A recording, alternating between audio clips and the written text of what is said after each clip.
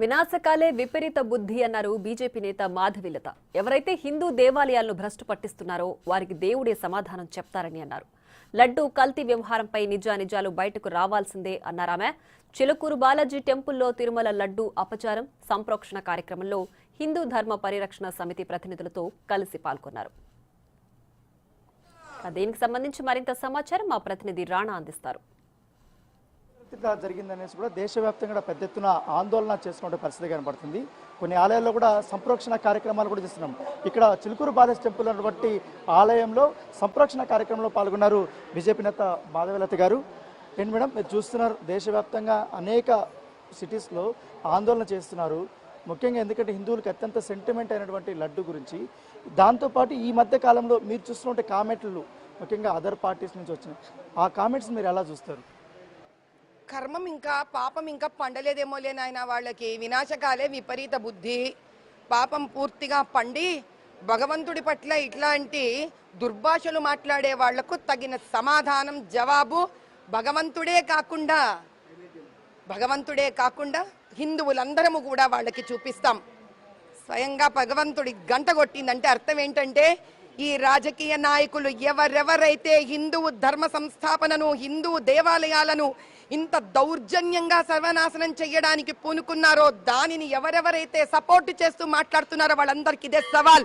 మీ elections వచ్చే టైంకి ఎదురు చూస్తూ ఉండండి. ఇదే హిందువులు మిమ్మల్ని నేల రాచి మిమ్మల్ని పట్టం నుంచి కింద పడేయకపోతే బస్తీమే సవాల్.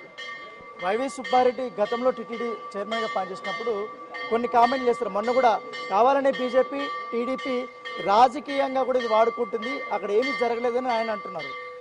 మతం మార్పిడి చేసుకున్న వ్యక్తికి హిందూ ధర్మం గురించి ఏం తెలుస్తుంది నాయన? చెప్పండి. తప్పు చేసిన వాడు ఈ భూమి మీద ఏ రోజైనా నేను తప్పు చేశానని ఒప్పుకోవడంగా మీరు జర్నలిస్టు జీవితాన్ని ఎన్నడన్నా చూసారా మీరు? అందుకే ఇది ఒక వ్యక్తి పేరుతో ఒక వ్యక్తిని ఆపాదించి మేము మాట్లాడడం లేదు. ఇదేదో మాకు బయటపడవలసినదే, ఈ నిజాలు బయటికి రావలసినదే. వచ్చిన వాడిని కఠినాతి కఠినంగా కనుక శిక్షించకపోతే రాబోయే కాలంలో ప్రతి హిందువు దీనికి శిక్ష ఏంటో చూపిస్తాం మేము. ఇప్పుడు రిపోర్ట్లు బయట పెట్టినా కూడా ఇంకా ఏమి జరగలేదని కామెంట్ చేస్తున్నారు. ఎట్లా ఇంకేం నిరూపించాలనుకుంటున్నారు అందరూ? రిపోర్ట్లు బయటకు వస్తే ఏం ప్రయోజనం ఆయన? చేసిన వాడు దొంగ ఇంకా ఎక్కడో దాచుకొనే ఉన్నాడు కదా. దొంగ బయటపడాలి కదా.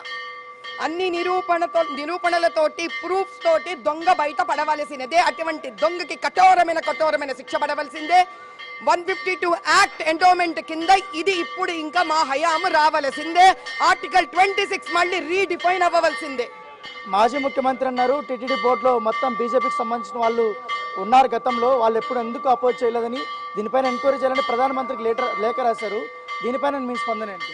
అక్కడ ఆఫీస్ బాయ్స్, ప్యూన్లు, సెక్యూరిటీ గార్డులు, నైవేద్యం చేసేటప్పుడు చిన్న ఉద్యోగస్తులు ఎవరి హయాములో తిరుగుతుందో వాళ్ళు బీజేపీ వాళ్ళు కాదు కదా నాయన.